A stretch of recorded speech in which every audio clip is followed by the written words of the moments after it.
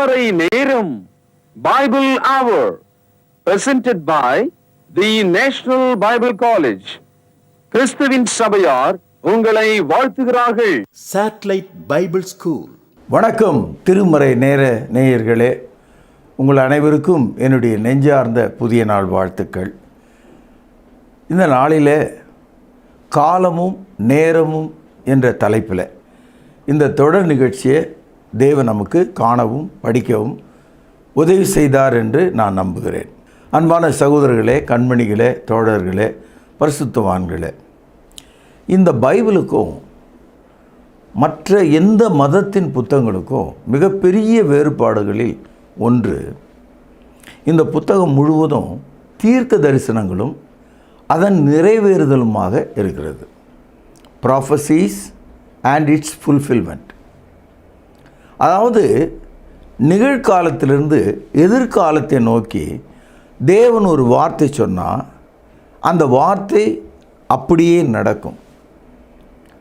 ஒரு நொடியில் நடக்கும், ஒரு நிமிஷத்திலும் நடக்கும், ஒரு நாளில் நடக்கும், ஒரு சில நாட்களில் நடக்கும், ஒரு மாதத்தில் நடக்கும், ஒரு சில ஆண்டுகளில் நடக்கும்.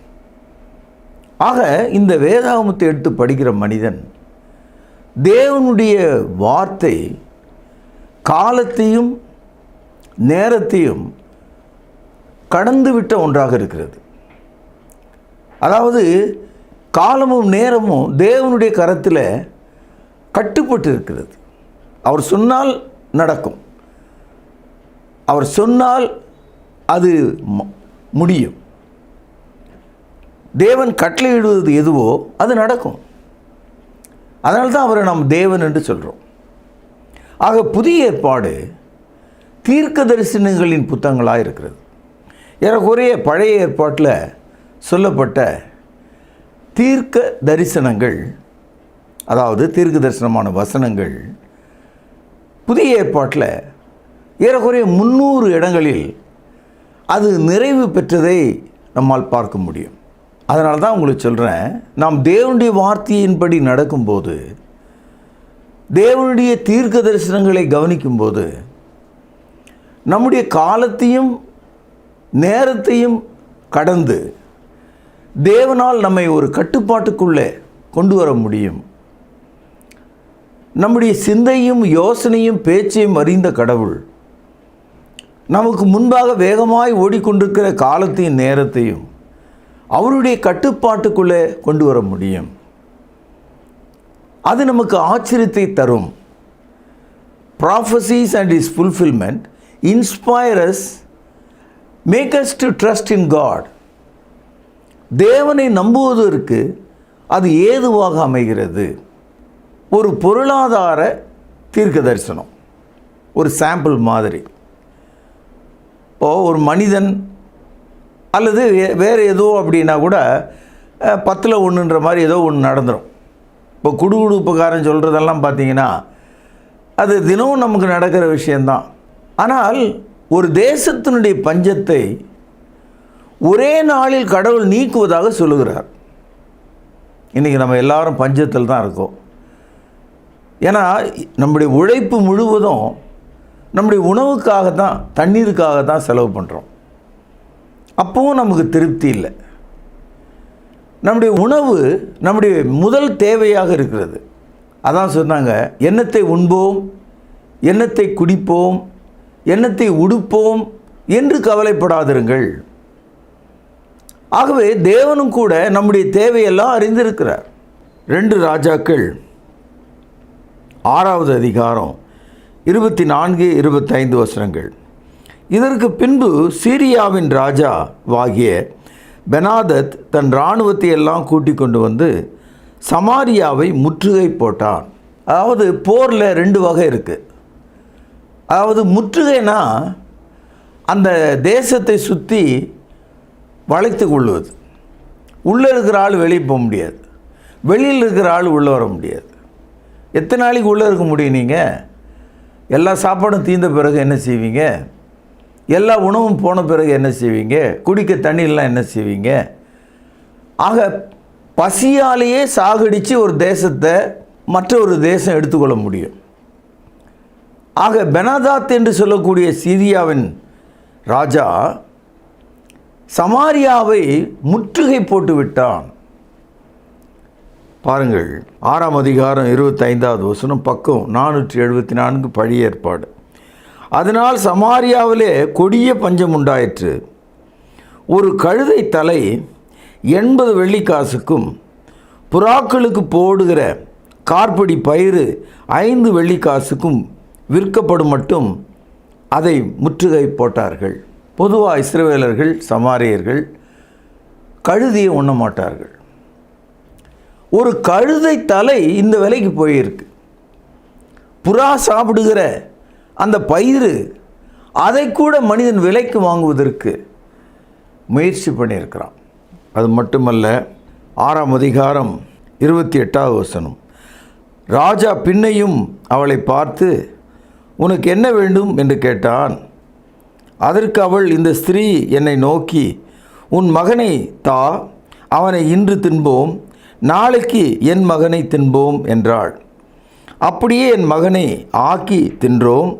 மறுநாளிலே நான் இவளை நோக்கி, நாம் உன் மகனை தின்ன அவனை தா என்றேன். அவள் தன் மகனை ஒழித்து விட்டாள் என்றாள். அதாவது சமாரியாவின் ராஜாவினிடத்தில் 2 பெண்கள் முறையிடுகிறார்கள். இந்த பஞ்சகாலத்தில் இந்த 2 பேருக்கும் ஒரு அக்ரிமெண்ட், ஒரு பேச்சுவார்த்தை. இன்றைக்கு உன்னுடைய பையனை சமையல் செய்து சாப்பிட்றலாம், சாப்பிட்டாங்க. நாளைக்கு உன் பிள்ளையை கொண்டு சமைக்கலாம் அப்படின்னும் போது அந்த 2வது தாய் அந்த குழந்தைய எங்கே ஒழுக்கி வச்சுட்டா, தரமாட்டேன்னு என்று சொல்லுகிறாள். இப்பொழுது அவர்கள் இருவரும் ராஜாவினிடத்தில் நியாயம் கேட்பதற்காக போய் சொன்னாங்க. இதை கேட்டபோது ராஜா மயக்கம் அடைந்தான். அவன் வானத்தை நோக்கி பார்த்தான். சகோதரர்களே, மனிதர்கள் தங்களுடைய மனித குழந்தைகளை ஆக்கி உணவாக சாப்பிடுகிற அளவுக்கு பஞ்சங்க. இதை அப்படியே மனசில் வச்சுங்க. இந்த இடத்துல ஒரு தேவனுடைய ஊழியக்காரன் அந்த டைம்லேருந்து அடுத்த 24 மணி நேரத்தில் சமாரியாவுக்கு என்ன நடக்கும் என்று ஒரு தீர்க்க தரிசனம் சொன்னான்.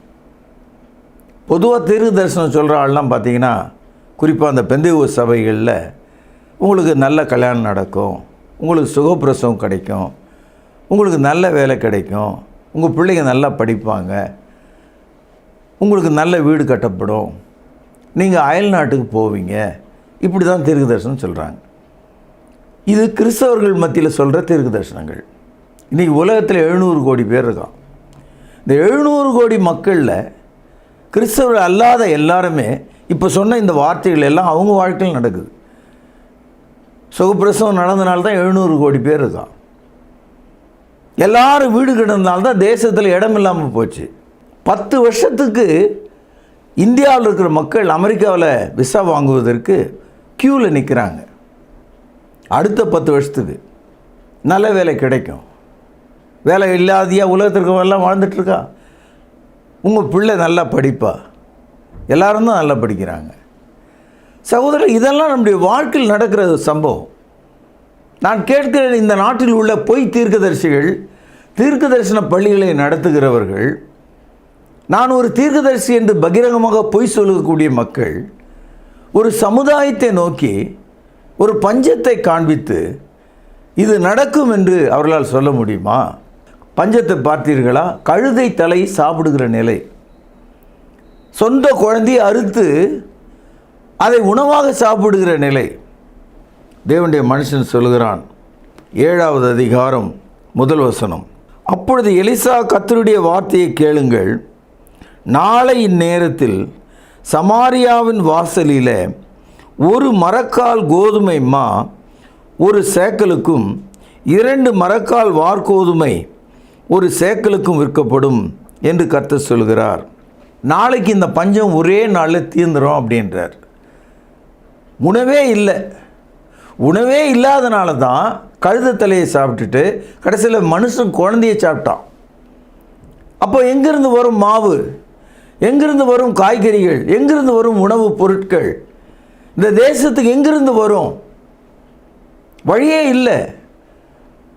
சமாரியாவை சுற்றிலும் முற்றுகை போடப்பட்டிருக்கிறது.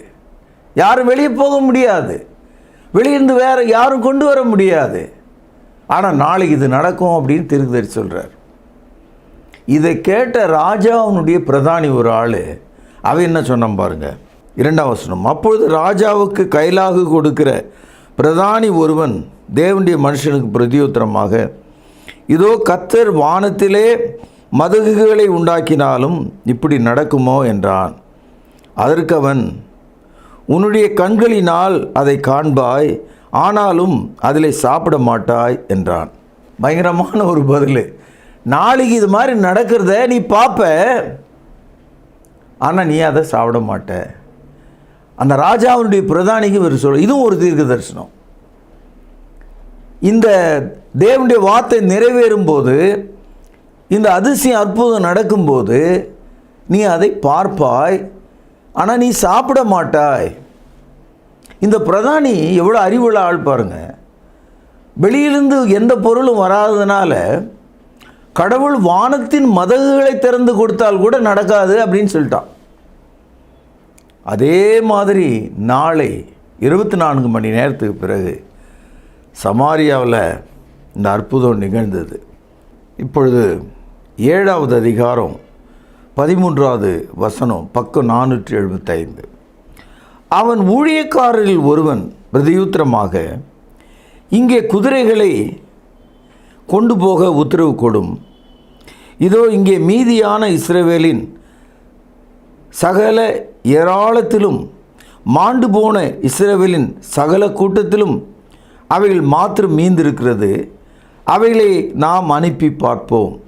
அதாவது 5 குதிரைகள் இருந்ததாம் மிச்சமாக. அரசனுடைய அதிகாரத்தின் கீழே இராணுவம்னு ஒன்று இருந்தால் மொத்தமே இருந்த குதிரை 5 குதிரைகள் தான்.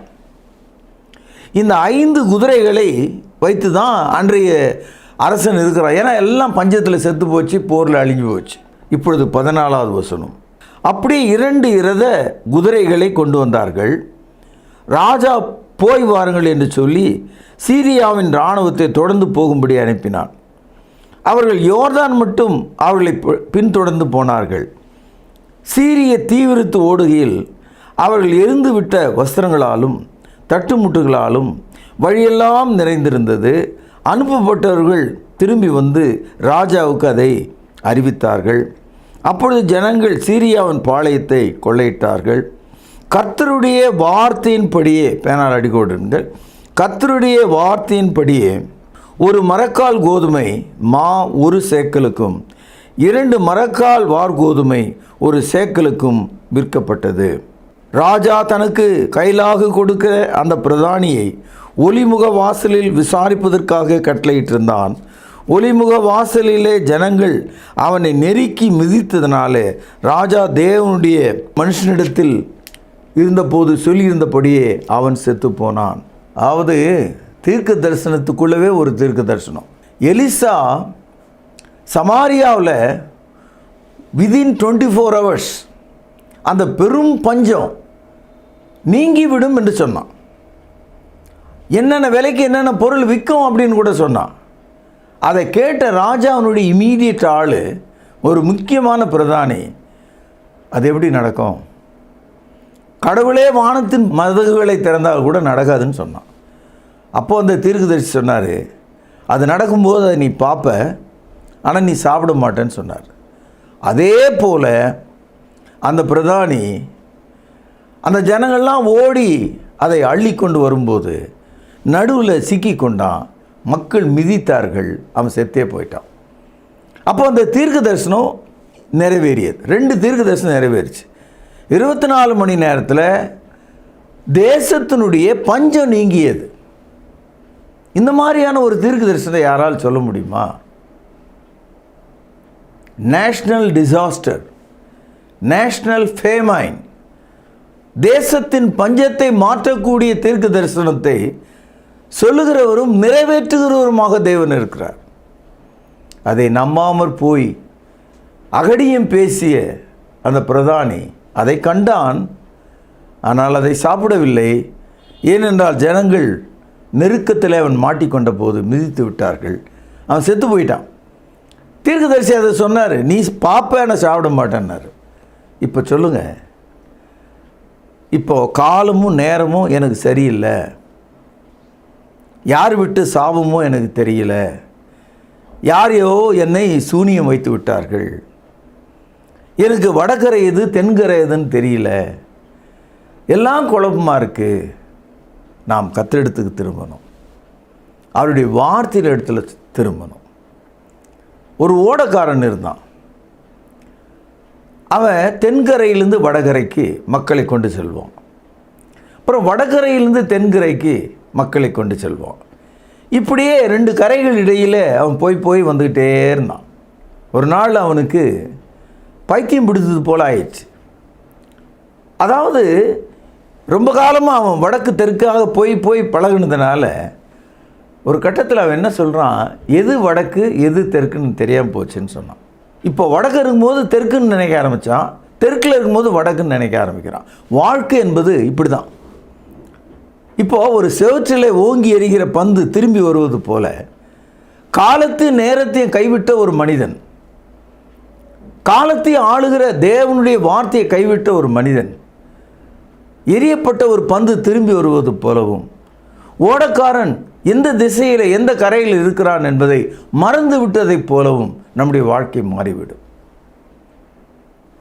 இன்னொரு தீர்க்க தரிசனத்தை உங்களுக்கு நான் காண்பிக்கிறேன். தானியேலின் தீர்க்க தரிசன புத்தகம் 9வது அதிகாரம் 2வது வசனம், பக்கம் 1043. தானியேலாகிய நான் எருசலேமின் பாழ்கடிப்புகள் பேனால் அடிக்கோடிடுங்கள் நிறைவேறி தீர 70 வருஷம் செல்லும் என்று கர்த்தர் எரேமியா தீர்க்கதரிசியோடு சொல்லிய வருஷங்களின் தொகையை புத்தகங்களால் அறிந்து கொண்டேன். தானியேல் என்பவர் பாபிலோனிய சிறைச்சாலையில் சிறு குழந்தையாக இருக்கும்போது அநேக அடிமைகளோடு போனவர். இப்பொழுது தானியேலுக்கு ஏறக்குறைய 70 ஆண்டுகள். ஒரு நாள் இந்த தானியேல் அவருக்கு முன்னால் வாழ்ந்த ஒரு தீர்க்கதரிசி, அவருடைய பேர் எரேமியா. அந்த எரேமியா தீர்க்கதரிசனுடைய புத்தகத்தை அவர் படிச்சுட்டே வந்தாராம். அப்படி படிச்சுட்டே வரும்போது 70 ஆண்டுகள் முடியும் போது தேவன் தமது ஜனத்தை, அந்த யூத ஜனத்தை பாபிலோனிலிருந்து அவளுடைய ஜென்ம தேசமாகிய யூதேயாவுக்கு திருப்பி அனுப்புவார் என்ற அந்த செய்தியை எரேமியா தீர்க்கதரிசனுடைய தீர்க்க தரிசனங்களை எழுதியிருக்கிற புத்தக சுருள் வழியாக தெரிஞ்சுக்கிட்டேன் அப்படின்றார். தெரிஞ்ச உடனே துள்ளி குதிக்கிறார். அவர் பாவ அறிக்கை செய்கிறார், ஜெபிக்கிறார். ஆண்டவரே, இதோ எரேமியா தீர்க்க தரிசன புத்தகத்தில் நீங்கள் இப்படி சொல்லியிருக்கீங்க, இதோ அது நிறைவேறி விட்டது, இப்பொழுது 70வது ஆண்டு, இப்பொழுது நீர் எங்களை விடுதலை செய்யுங்கள். ஒரு தீர்க்க தரிசனம் நிறைவேற வேண்டிய இடத்தை அவன் கண்டுபிடிச்சப்போ அந்த இடத்திலிருந்து அவன் தேவனை நோக்கி பார்க்கிறான். இதுக்கு பிறகு தான் பாபிலோனிய சிறைச்சாலையிலிருந்து யூதர்கள் தங்களுடைய ஜென்ம தேசமாகிய யூதேயாவுக்கு கிறிஸ்துக்கு முன் 537வது வருஷம் எல்லாரும் திரும்பி போனாங்க. அவர்கள் திரும்பி போன வரலாற்றை 2 புத்தகங்கள் பைபிளில் எழுதியிருக்கு. அதுதான் எஸ்ரா, நெகமியா என்ற புத்தகம். இப்பொழுது எரேமியா 25ஆம் அதிகாரம் 1 வசனம். யோசியாவின் குமாரனாகிய யோயாக்கீம் என்கிற யூதாவுடைய ராஜாவின் 4ஆம் வருஷத்துக்கு சரியான பாபிலோன் ராஜாவாகிய நேபுகாத் நேச்சார் அரசாண்ட 1ஆம் வருஷத்தில் யூதாவின் ஜனம் அனைத்தையும் குறித்து எரேமியாவுக்கு உண்டான வார்த்தை. இந்த அதிகாரத்தில் அவர்கள் எப்படி சிறைப்பட்டு போவார்கள், எந்த காலம், அன்றைக்கு யார் ஆட்சி செய்வார்கள், பாபிலோன் பேரரசனுடைய முதல் ஆண்டு அது, இத்தனை தகவலும் அங்கே இருக்குது. இதே 25ஆம் அதிகாரம் 12ஆம் வசனம் பாருங்கள். 70 வருஷம் நிறைவேறின பின்பு நான் பாபிலோன் ராஜாவினிடத்திலும் அந்த ஜாதியினிடத்திலும் கல்தேருடைய தேசத்தினிடத்திலும் அவருடைய அக்கிரமத்தை விசாரித்து அதை நித்திய பாழிடமாக்கி. அப்போது யூதர்கள் பிடித்து கொண்டு போனாங்க. 70 ஆண்டு முடியும் போது அவருடைய விடுதலை அங்கே பேசப்பட்டிருக்கு. இப்பொழுது எரேமியா 29வது அதிகாரம் 10வது வசனம். பாபிலோனிலே 70 வருஷம் நிறைவேறின பின்பு நான் உங்களை சந்தித்து உங்களை இவ்விடத்திற்கு திரும்ப வரும் பண்ணும்படிக்கு உங்கள் மேல் என் நல்வார்த்தை நிறைவேற பண்ணுவேன் என்று கர்த்தர் சொல்லுகிறார். இந்த இடத்த தான் பாபிலோனில் குழந்தையாக இருக்கும்போது போன பிறகு 70 வயதில் வாழ்கிற தானியேல் எரேமியா தீர்க்கதரிசன புத்தகத்தினுடைய அந்த பகுதியை அவர் வாசித்து 70வது ஆண்டிலே இந்த அடிமைத்தனம் நீங்கும், யூதர்கள் விடுதலையாக வேண்டும், ஜென்ம தேசத்துக்கு அவர்கள் போக வேண்டும் என்ற சத்தியத்தை தெரிஞ்சுக்கிட்டேன்னு சொல்கிறார். இதை கேட்டுக்கொண்டிருக்கிற மதவாதிகள், மத எதிரிகள், மத துரோகிகள், தீர்க்க தரிசனத்தின் வியாபாரிகள் இதை கவனிக்கணும். இன்றைக்கு நாம் இந்த பைபிள் இருக்கிற தீர்க்க தரிசனத்தை படித்தாலே போதும், அதை கொண்டு வாழ்ந்தாலே போதும். ஆனால் இன்றைக்கு குடுகுடுப்பைக்காரன் சொல்கிற மாதிரி நல்ல வேலை இல்லாதாலும் சாப்பிட முடியாது, வீடு கட்டுவீங்க, எல்லோரும் தான் வீடு கட்டியிருக்கான், எல்லா ஆற்று மணலையும் எடுத்து வீடாக கட்டினதுனால இன்றைக்கி ஆறுகள்லாம் வறண்டு போச்சு. சகோதரில் எல்லாம் மனிதனுடைய வாழ்க்கையில் சராசரியாக நடக்கிறதெல்லாம் தீர்க்க தரிசனமாக சொல்ல ஆரம்பித்தான். அதுவும் ஒரு 10 விஷயந்தான் அவங்களால சொல்ல முடியும். ஒரு தேசத்தின் பஞ்சத்தை சொல்ல முடியாது, ஒரு தேசத்தினுடைய விடுதலையை சொல்ல முடியாது. அப்படி தான் பைபிளில் இருக்குது. இதுதான் தீர்க்க தரிசனம். ஆகவே தீர்க்க தரிசனங்கள் தேவனுடைய வசனம், அதுக்கு ஒரு காலம் இருக்கிறது, அது நிறைவேறுகிறது.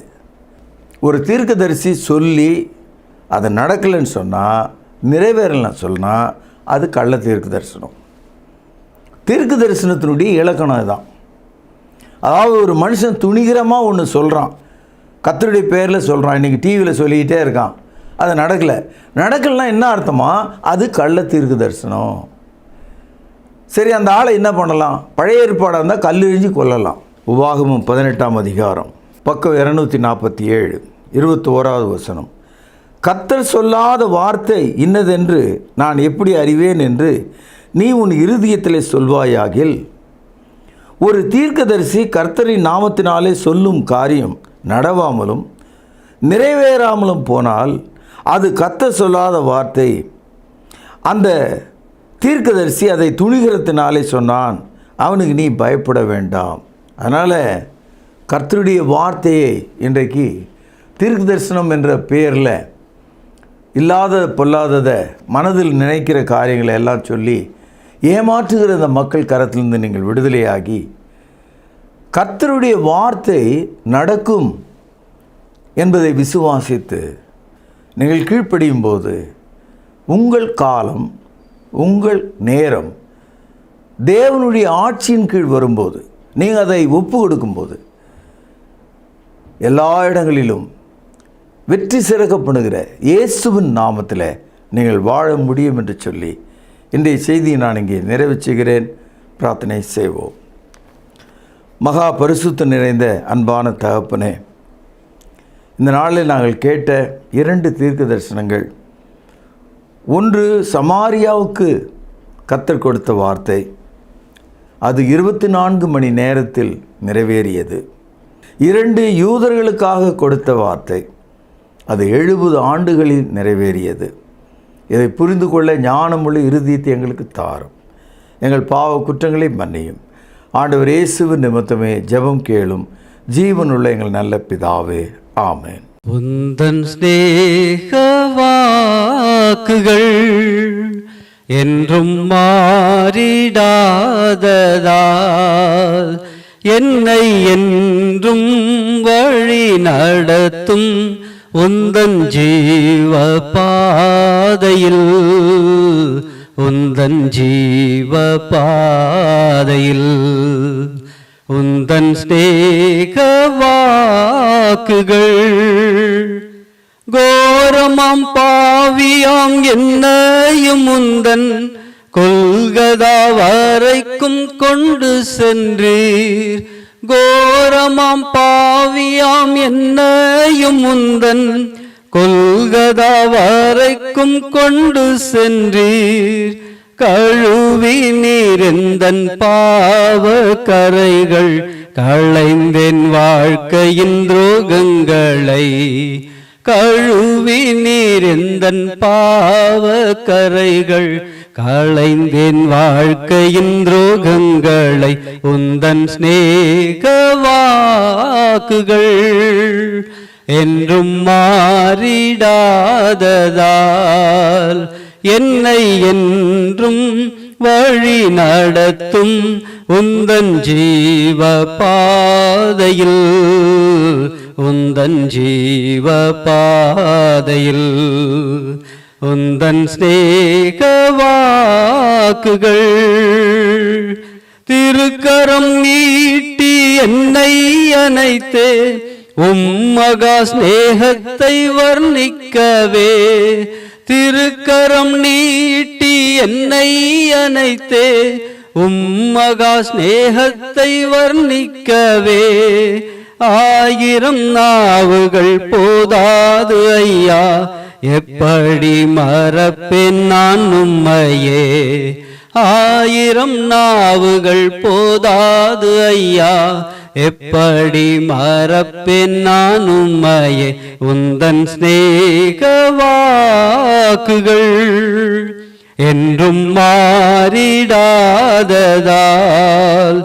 என்னை என்றும் வழி நடத்தும் உந்தன் ஜீவ பாதையில் உந்தன் ஜீவ பாதையில் உந்தன் சிநேக வாக்குகள். அன்பான சகோதர சகோதரிகளை மீண்டும் சந்திப்பதில் நான் மகிழ்ச்சி அடைகிறேன்.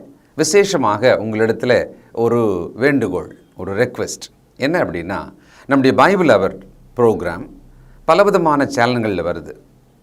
அதோடு கூட ரொம்ப முக்கியமாக இப்பொழுது உங்களிடத்தில் பொதுவாகவே நம்ம திருமறை நேரம் நிகழ்ச்சியில் பணம் கொடுங்க, இந்த நம்பர் பாருங்கள், அனுப்புங்க அப்படின்னு நம்ம கேட்டதே கிடையாது. ஆனால் மிகப்பெரிய ஒரு ரெக்வெஸ்ட்டை, மிகப்பெரிய ஒரு விண்ணப்பத்தை உங்கள் முன்னால் நான் இப்போ வைக்கலான் இருக்கேன். அது என்னென்னா, நம்முடைய பைபிள் அவர் டிவியினுடைய யூடியூப் சேனலை நீங்கள் பார்க்குறீங்க நிறைய பேர். ஒரே ஒரு விஷயம், அதை பிறருக்கு அறிமுகம் செய்யுங்கள். அடுத்தது சப்ஸ்கிரைப் பண்ணுங்கள். இந்த லைக் பண்ணுங்கன்னு நான் சொல்ல மாட்டேன், அக்செப்ட் பண்ணுங்கள். ஏன்னா ட்ரூத் இல்லையா அது, அதை நாம் அக்செப்ட் தானே பண்ணணும் இல்லையா? அடுத்தது அந்த வியூஸ் எவ்வளவு பார்க்குறாங்களோ அவ்வளவு தூரத்துக்கு நாம் அந்த வசன விதைகளை இன்னொருவருக்கு நாம் கொண்டு சென்றதாக இருக்கும். பழைய ஏற்பாட்டு காலத்தில் குஷ்ரோகிகள் எல்லாருமே சாகிற ஒரு தருவாயில் ஊரே இருக்குது, பட்டணமே இருக்குது. இவங்க அந்த கோட்டையினுடைய எல்லைக்கு வந்த உடனே பகைஞரெல்லாம் ஓடி போயிட்டு உணவுப் பொருள்லாம் கிடக்கிறத பார்த்த உடனே, ஆஹா, இந்த நற்செய்தியை நாம் சொல்லாமல் போனால் நமக்கு ஐயோ என்று சொல்லி அவங்க நல்ல செய்தியை கொண்டு போய் ஊரில் சொன்னாங்க. அதுபோல் இந்த சுவிசேஷம், இந்த சத்தியம், இந்த கிறிஸ்தவ விழிப்புணர்வு ஒருவர் பேச அதை மற்றவர்களுக்கு அறிமுகம் செய்கிற ஒரு வேலையை, ஒரு அந்திரியாவினுடைய வேலையை அவர் தானே பண்ணார். இயேசுவை கண்டேன், வந்து பாருங்க அப்படின்னார். அதை நீங்கள் செய்யும்படி உங்களை அன்போடு கூட கேட்டுக்கொள்கிறேன். சப்ஸ்கிரைப் பண்ணுங்கள், மற்றவர்களுக்கு ஷேர் பண்ணுங்கள், இந்த ட்ரூத்தை அக்செப்ட் பண்ணுங்கள். மற்றவர்கள் இதை அக்செப்ட் பண்ணுறதுக்கு நீங்கள் ஒரு கருவியாக, உதவியாக இருங்க. நிச்சயம் இது நிமித்தமாக இந்த சுவிசேஷ ஊழியத்தினுடைய பலனில் உங்களுக்கு பங்குண்டு இல்லையா? God bless you. தேவன் உங்களை ஆசீர்வதிப்பாராக. நன்றி. சுத்தமா திருப்புண்ணிய தீர்த்தத்தினால் குற்றம் நீங்கி விட குணம் மாறேற்ற ஆட்டுக்குட்டி என்ற தத்தினால் மாசில்லா சுத்தமா திருப்புண்ணிய தீர்த்தத்தினால் குற்றம் நீங்கி விட குணம் மாறேற்ற ஆட்டுக்குட்டி என்ற தத்தினால். தொடர்பு கொள்ள வேண்டிய முகவரி: திருமறை நேரம், 58 சர்ச் தெரு, குமரன் நகர், சென்னை 6,82,000. தொலைபேசி எண் 044255008882. செல்போன் 938550